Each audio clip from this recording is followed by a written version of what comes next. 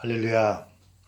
저는 오늘 여러분과 함께 누가 구원을 받을 것인가 라는 제목으로 함께 메시지를 나누고자 합니다. 본문 말씀은 로마서 10장 9절이 되겠습니다. 제가 읽겠습니다. 내가 만일 내 입으로 예수를 주로 시인하며 또 하나님께서 그를 죽은 자 가운데서 살리신 것을 내 마음에 믿으면 구원을 받으리라 라고 하셨습니다. 매우 심각한 구절입니다. 인간의 영적 현실에 대해서 어느 정도라도 아는 사람이 있다면 그 사람에게 있어서 가장 절실한 문제는 무엇일까요? 이 메시지를 듣는 여러분들에게 있어서 해결되어야만 하는 어떤 문제가 있다면 그것은 무엇일까요? 이는 우리가 처한 영적 현실을 해결하는 것입니다. 이것을 성경에서는 구원이라고 합니다. 구원이란 어떤 심각한 상황에서 빠져나오는 것을 의미합니다. 그러면 누가 구원을 받을까요? 교회에 출석한다고 자동적으로 구원이 이루어질까요? 또는 성경 말씀을 연구하고 묵상하고 기도한다고 자연히 구원이 이루어질까요? 그건 절대 아닙니다. 누가복음 13장 23절에 이런 말씀이 있습니다. 어떤 날 제자들이 들어와서 예수님께 묻습니다. 주여, 구원을 받는 자가 적으니까?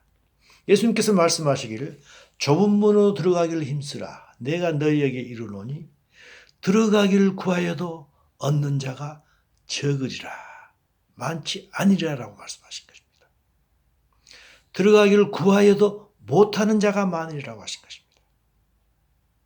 또한 마태복음 22장 14절에서 유명한 말씀이 있죠. 청함을 받은 자는 많되 택함을 입은 자는 적으니라 라고 말씀하신 것입니다. 이 말씀은 누구에게 하신 말씀일까요? 이미 예수님께 나온 자들에게 하신 말씀이신 것입니다. 저는 오늘 이 너무나도 중요한 문제에 대해서 두 번에 걸쳐서 메시지를 전하고자 합니다. 아담은 에덴 동산에서 쫓겨났습니다. 그리고 약 1500년이 지나자 노아 시대가 왔습니다. 이 노아 시대에 하나님께서 이 세상을 보셨을 때 이 세상에 죄악이 너무너무 가득했습니다. 창세기 6장 5절 6절 말씀이죠. 죄악이 세상에 가득함과 인간의 마음으로 생각하는 모든 것이 악함을 보시고 땅 위에 사람 지으셨음을 한탄하시고 마음에 근심을 하셨다고 했습니다. 그리고 나서 하나님께서 말씀하십니다. 창세기 6장 3절 말씀입니다. 나의 영이 영원히 사람과 함께 하지 않겠다고 말씀하셨던 것입니다. 하나님께서는 아담을 지으실 때 흙으로 인간을 지으시고 그 속에 하나님의 영을 불어넣으셨습니다. Breath of Life라고 되어 있죠. 하나님의 영을 불어넣어 주신 것입니다. 그 영을 다시 빼앗겠다고 하신 것입니다.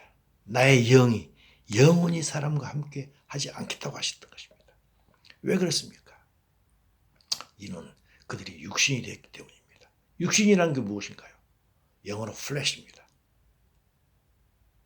고깃덩어리를 이야기하고 있는 것입니다.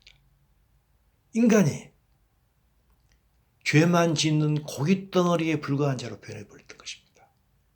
그래서 하나님께서는 인간을 flesh, 육신이라고 하셨고 다시는 나의 영이 이 인간과 함께하지 않겠다고 선언해버리신 것입니다. 그리고 하나님께서 홍수를 보내십니다. 지구상에 있는 모든 사람을 쓸어버리고 작정하셨던 것입니다. 그런데 중요한 것은 이때도 살아남은 자가 있었던 것입니다. 살아남은 자가 누구인가 다 알고 있습니다. 근데 그 사람은 어떤 사람이길래 살아남았을까요? 이것이 오늘의 핵심인 것입니다. 두 번째입니다. 또 큰 사건이 있었습니다. 이 홍수가 지나서 약 500년이 흘렀습니다. 이때는 아브라함 시대입니다. 이때 소돔과 고모라라고 하는 큰 성이 있었습니다. 그렇지만 이 성도 너무 큰 죄악에 물들었던 그런 성이었습니다. 그래서 하나님께서 불과 여왕으로 그 성을 멸하시기로 작정하시고 그대로 행하십니다. 하지만 이때도 살아남은 자가 있었습니다. 누구인가요? 롯입니다. 마찬가지로 이들은 어떤 사람이길래 살아남았을까요? 모두가 죽임을 당했는데 어떤 사람이길래 살아남았던가요? 노아와 롯은 어떤 사람이었을까요? 이들은 단지 하나님의 긍휼하심을 입어서 그 멸하심 속에서 살아남았던 것인가요? 아닙니다. 모두가 죽었지만 그들이 죽임을 당하지 않았던 합당한 이유가 있었던 것입니다. 이들의 삶의 특징은 무엇이었을까요? 그들은 하나같이 주위 사람들에게 비웃음을 샀던 사람들입니다. 때로는 왕따도 당하고 무시도 당하면서 하지만 꿋꿋이 살았던 그런 사람들이었습니다. 그렇다면 그들은 왜 이런 취급을 당했을까요? 세상에 살면서 나쁜 짓을 했기 때문인가요? 아니면 인간적으로 능력이 부족해서 그들은 왕따를 당했던 사람인가요? 전혀 아닙니다. 단지 그들은 나머지 세상 사람들과 다른 가치관을 가지고 살았기 때문입니다. 남들은 이 세상이 다 전부였습니다. 하지만 그들에게는 이 세상의 전부가 아니고 그들의 참된 관심은 하늘에 있었기 때문입니다. 이걸 히브리서 11장 16절에서 이렇게 말씀하고 있습니다. 그들이 이제는 더 나은 본향을 사모하니 곧 하늘에 있는 것이라. 그래서 하나님께서는 그들을 위하여 하늘에 큰 성읍을 마련해 두신 것입니다. 하나님 나라를 마련해 두신 것입니다.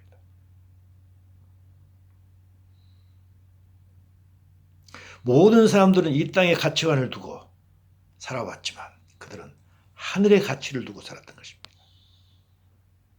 모든 사람들은 눈에 보이는 것만 가치를 두었습니다. 하지만 그들은 눈에 보이지 않는 것에 가치를 두었던 것입니다. 왜 그랬습니까? 고린도후서 4장 18절에 답이 있죠.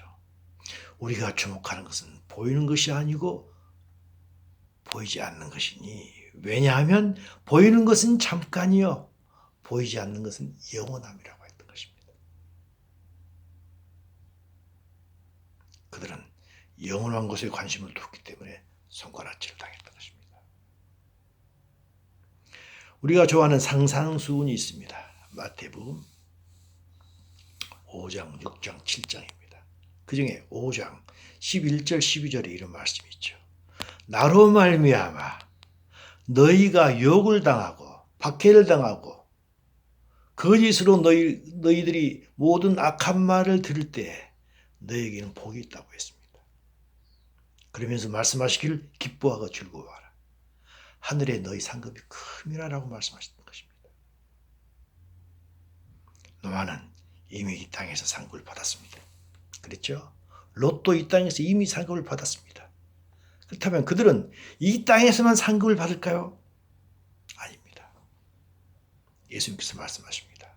누가복음 18장 29절 30절입니다. 물론 누가복음에만 이 말씀이 있는 거 아닙니다. 마태복음, 마가복음 다 있습니다. 내가 진실로 너에게 이르노니 하나님의 나라를 위하여 집이나 아내나 형제나 부모나 자녀를 버린 자는 현세의 여러 배를 받고 내세의 영생을 받지 못할 자가 없느니라 라고 말씀하셨습니다. 물론 여기서 오해할 구절이 있습니다. 하나님의 나라를 위하여 형제나 부모나 자녀를 버리라는 말씀이 있습니다. 물론 이건 고지 그대로 해석해야 될 말씀이 아닙니다. 어느 것을 우선순위를 두느냐고 말씀입니다. 하늘나라에 우선순위를 뒀을 때 그때는 현세의 여러 배를 받습니다. 내세에도 영생을 받고 구원을 받는 것입니다. 우리는 무엇을 위하여서 교회에 출석합니까? 사회적 교류를 위해서, 친구 만들기 위해서, 남들과 다른 무엇을 한다는 어떤 그 우월의식을 위하여서 교회 다닌가요? 아니면 또 다른 어떤 스펙을 쌓기 위해 다닌가요? 그리고 내가 할 수 없는 그 무엇인가를 그 하나님께 의지하는 그런 목적만을 위해서 교회 다니신가요? 모두가 다 이해가 되는 부분입니다. 저 역시 마찬가지입니다. 그리고 또한 마지막으로 덤으로 구원을 받기 위해서 교회를 다니신가요? 예수님께서 이 땅에 오신 목적은 무엇인가요? 그건 우리의 구원을 위해서입니다. 예수님께서 이 땅에 오셔서 우리에게 구원을 주시기 위해서 이 땅에서 고난을 받으셨지, 구원을 덤으로 주기 위해서 고난 받으신 것 절대 아니신 것입니다. 구원이 목적이었던 것입니다. 구원이란 한마디로 무엇인가요? 이 땅에서 하나님 나라로 가는 게 구원입니다. 이것을 골로새서 1장 3절에서 이렇게 말씀하고 있죠. 그가 우리를 흑암의 권세에서 건져내서 그의 사랑의 아들의 나라로 옮기셨으니, 구원이란 어디에서 건져내서 어디로 옮김을 받는 것입니다. 흑암의 권세에서 건져내서 하나님의 나라에 옮겨지는 것이 바로 구원인 것입니다. 우리가 흔히 생각하는 죽어서 가는 그런 천당이 아닌 것입니다. 이 땅은 누가 지배하고 있나요? 이 땅은 사탄이 지배하고 있는 것입니다. 하나님 나라는 하나님께서 통치하시는 것입니다.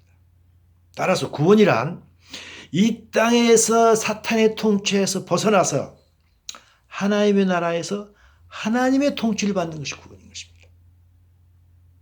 그래서 요한계시록 19장 6절에서 이런 말씀이 있습니다. 할렐루야! 하나님을 찬송하자. 그 이야기입니다.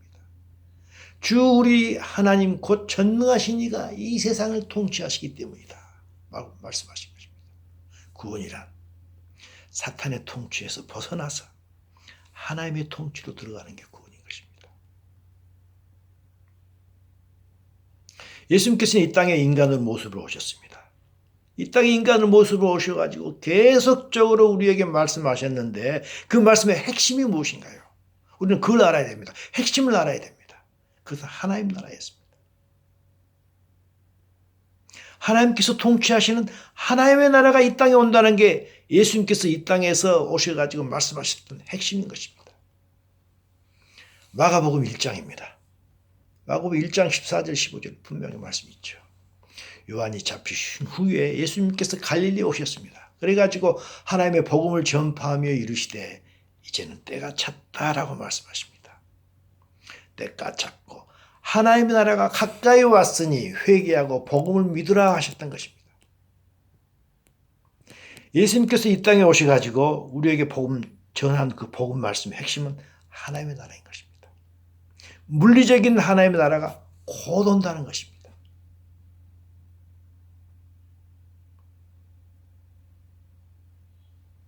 그렇다면 예수님의 이 복음을 믿는다고 스스로 고백하는 우리가 이 하나님의 나라, 물리적으로 곧 올 그 하나님의 나라에 들어가기 위해서 어떻게 해야 될까요? 즉 구원받기 위해서 우리는 무엇을 어떻게 해야 될까요? 물론 구원은 우리의 믿음으로 받습니다. 그렇기 때문에 우리의 믿음을 점검해 보아야 됩니다. 믿음을 점검해 보아야 되는데 어떤 믿음을 점검해야 될까요? 그것은 예수님 말씀, 특히 하나님 나라를 우리에게 주신다고 하신 그 약속, 하나님 나라에 대한 그 믿음이 우리에게 확고하고 있는지 그걸 점검해 봐야 되는 것입니다. 물론 인간이란 연약하기 때문에 여러 가지 도움을 하나님께 요청하는 것 너무나도 당연하고 마땅히 그래야 됩니다. 그러나 도움만 요청할 뿐 하나님의 나라에 대한 예수님의 사역의 핵심인 그 하나님의 나라에 대한 확고한 믿음 없이 교회에만 다닌다면 그건 다시 한번 생각해 보아야 될 것입니다. 왜냐하면 예수님의 지상사역의 처음과 나중은 오직 사탄에게 빼앗긴 이 땅 위에 하나님의 나라를 세우신다는 그 복음이기 때문인 것입니다. 이 하나님의 나라는 이 땅에 반드시 세워질 물리적인 하나님의 나라인 것입니다. 그래서 예수님께서 우리에게 주 기도문을 통해서 기도를 할 때 이렇게 기도하라고 말씀하신 것입니다. 마태복음 6장 10절입니다. 나라가 임하시며 뜻이 하늘에서 이루어진 것 같이 땅에서도 이루어지는 것입니다. 하나님의 나라가 지금은 하늘에만 있습니다. 하지만 이 땅 위에 하나님의 나라가 이루어지는 것, 이걸 위해서 기도하라는 것입니다. 이건 물리적인 하나님의 나라인 것입니다. 내가 가진 믿음이 나를 도우신다는 그 믿음인지 아니면 하나님 나라에 대한 믿음인지 깊이 묵상해 보아야 될 것입니다. 만일 우리가 갖고 있는 그 믿음이 하나님 나라에 대한 믿음이라면 우리는 노아나 롯처럼 우리가 살아가는 삶의 모습이 세상 사람들과 분명히 달라야 될 것입니다. 그래서 우리는 때로는 비웃음 받고 때로는 무시함을 당하면 그런 삶을 살게 될 것입니다. 왜냐하면 이 땅에서 우리 모두가 발을 딛고 살아가고 있지만 우리의 바라보는 시선은 그들과 다르기 때문입니다. 만약에 우리가 바라보는 시선이 그들과 다르지 않다면 비록 우리의 발바닥은 교회 안에 있다 할지라도 우리의 마음은 이미 세상에 있을 것입니다.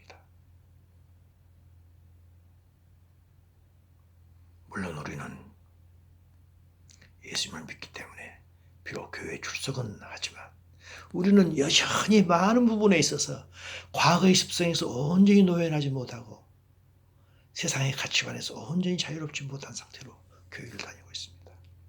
이걸 예수님께서 이미 알고 계십니다. 그래서 예수님께서 마태복음 16장 24절에서 말씀하시죠. 누군지 나를 따라오려거든 너 자신을 부인하고 나를 따라오라고 말씀하십니다.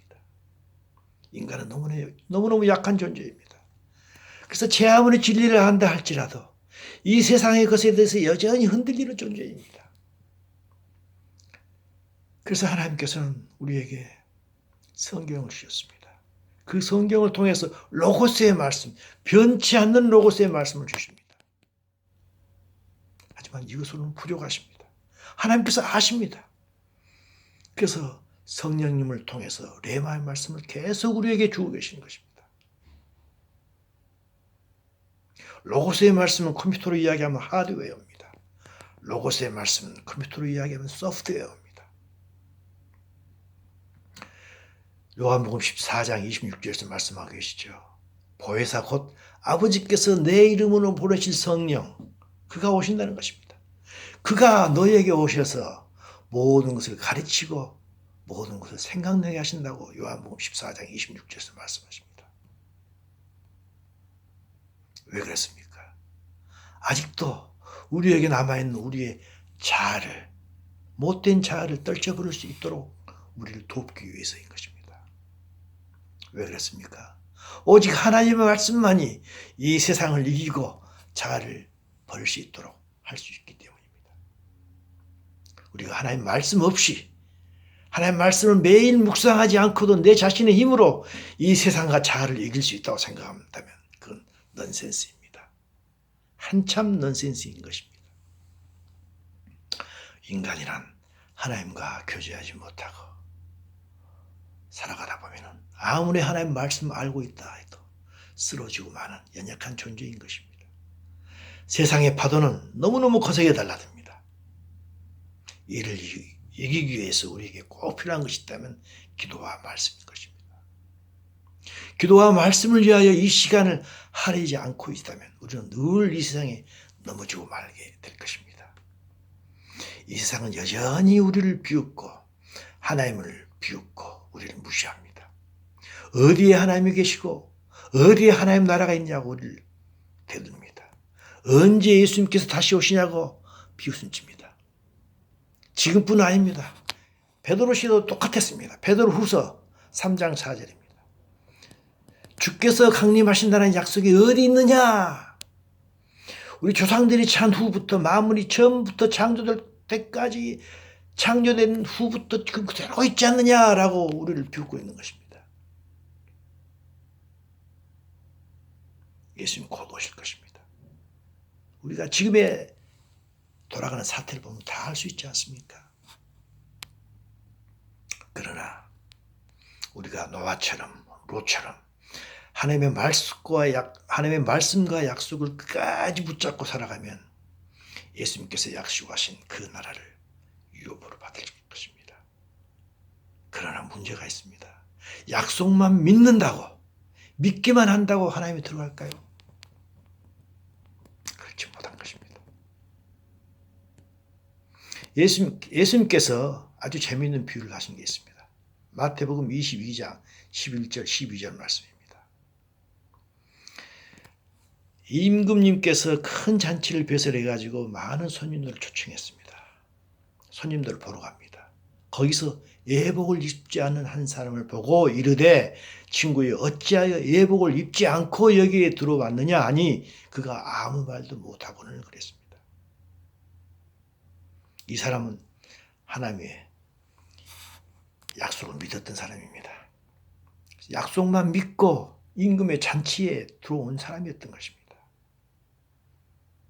약속을 믿는 것은 매우 중요합니다. 그러나 예복도 입어야지 그곳에서 들어가서 하나님 나라를 즐길 수 있는 것입니다. 믿음은 구원에 이르는 반드시 필요한 필요 조건입니다.